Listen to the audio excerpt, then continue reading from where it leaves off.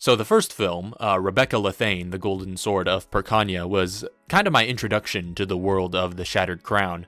In fact, I remember binge-watching the entire series in preparation for that role, for playing King Lemark for the first time. And so that was quite exciting and quite an interesting process, and sort of developing this character and giving him a voice and some mannerisms is something I had a lot of fun with. But then I was kind of sad to find out that they were going ahead with a Rebecca sequel, and that it would take place after the king's death. And I was like, oh, that's quite unfortunate, since we've just characterized him and now his death is sort of going to be happening off screen. But then I was quite excited when Braigar approached me with the pitch for this film, for the 8, and I realized that they were going to give some closure to the king, and he invited me on board for that. And this all came about very suddenly. It was within a week of that message that we started recording voiceovers. And that was quite an exciting process, especially getting to record opposite Scuffle and sort of doing our voiceovers at the same time in the scenes that our characters shared. Because just from a performance standpoint, it just enhances the experience so much and gives you someone, actually being able to play off of your scene partner and go back and forth and feed off of each other's intensity. It's definitely something that I think had a huge impact on the final product. And of course, Scuffle is a phenomenal scene partner, great actress, and really intimidating in that role, in her commitment to it. And when she starts giving 100%, you just can't help but reciprocate. And it's this sort of escalation that really contributes to making a really immersive acting experience, and it kind of makes your job a little bit easier when you've got somebody that's really giving it their all and really inhabiting the role to bounce off of. So anyway, that was kind of the experience from my perspective. As a relative newcomer to the world of the Shattered Crown, it's been really exciting to sort of inhabit this character and develop him and kind of make him my own to some extent. And then being able to give him this ending, this closure, was kind of amazing and kind of unexpected, to be able to have this short journey with this brief but important character in the world, and seeing how that character serves as a bit of a foil to Rebecca in the way that it sort of reflects her character. It was a kind of neat and unexpected thing, and I'm very excited and very glad to have been a part of it.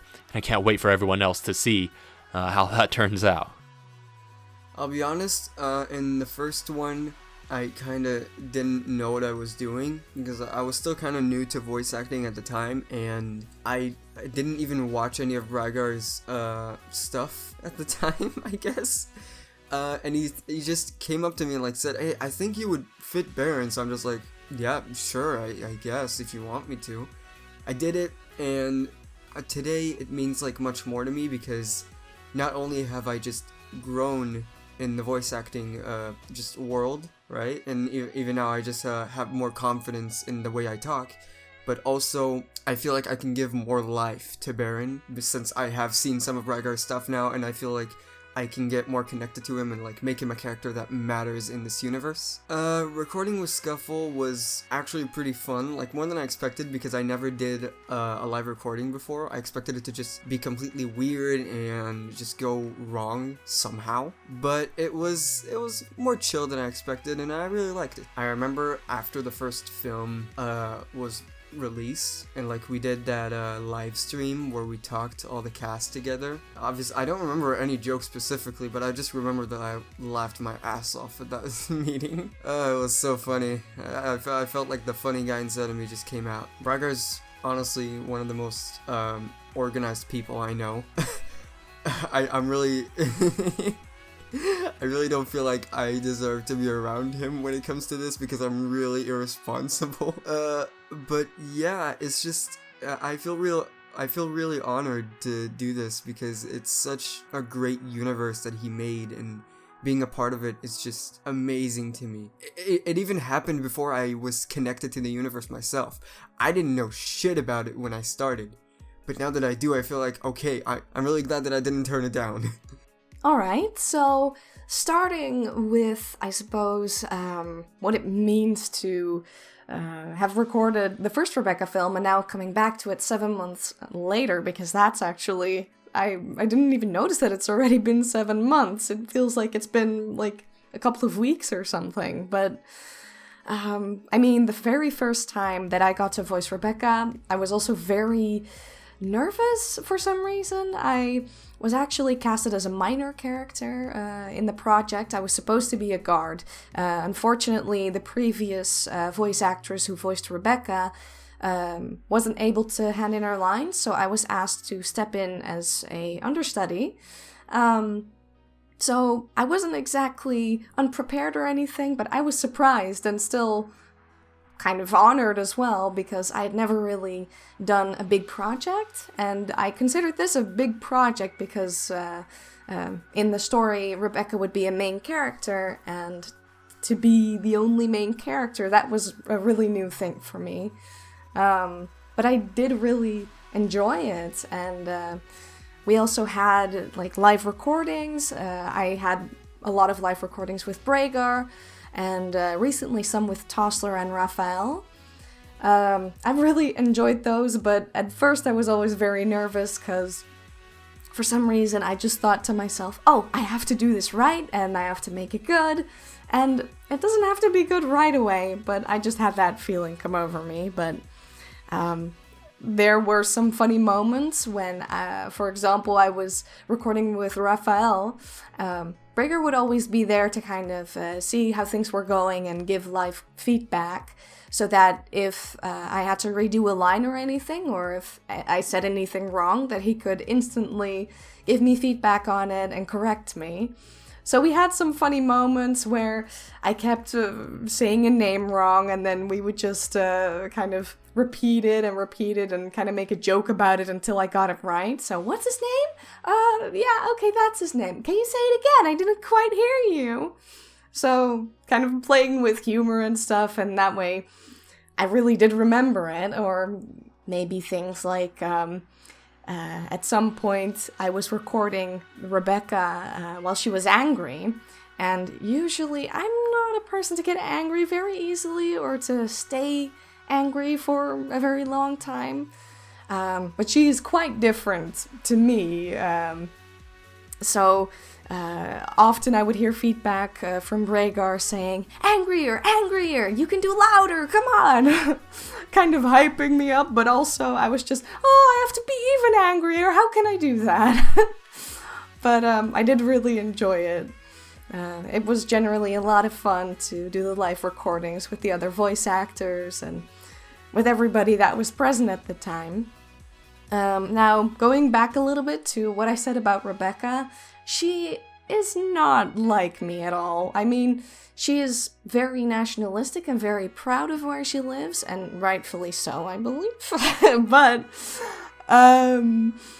she can be very hot-headed or sometimes very serious and cold, straight to the point. She's also very strong, and she does a lot of sword fighting, and obviously we don't live in the time that she lives, but that does remind me I do really like the medieval times, so I really enjoy voicing characters in medieval series, or even watching medieval series in general.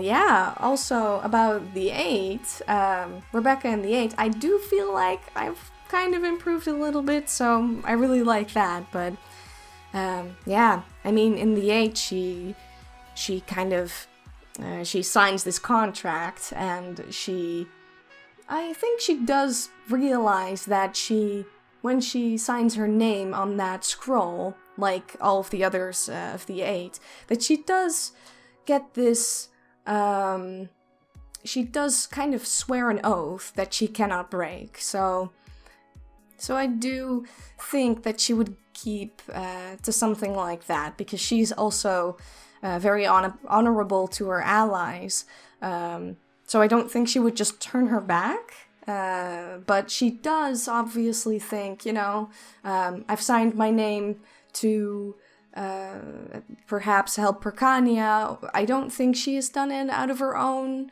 her own motives or her own interests. Well, Perkania would be your own interest, I suppose, but yeah. Also, I just wanted to say that working with Braigar has been an absolute blast so far. It's been a lot of fun.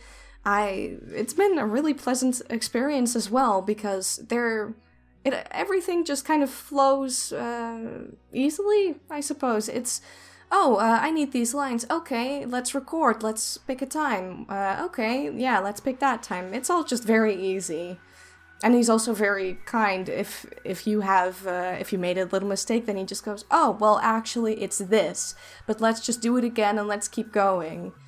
I think he did also kind of push me to kind of give my best performance like I did want to, because I told him I wanted to go 100% for this.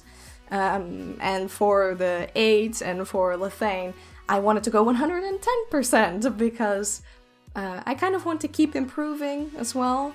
And I do think that he kind of supports and pushes me to do better. So that's also why I really like working with him.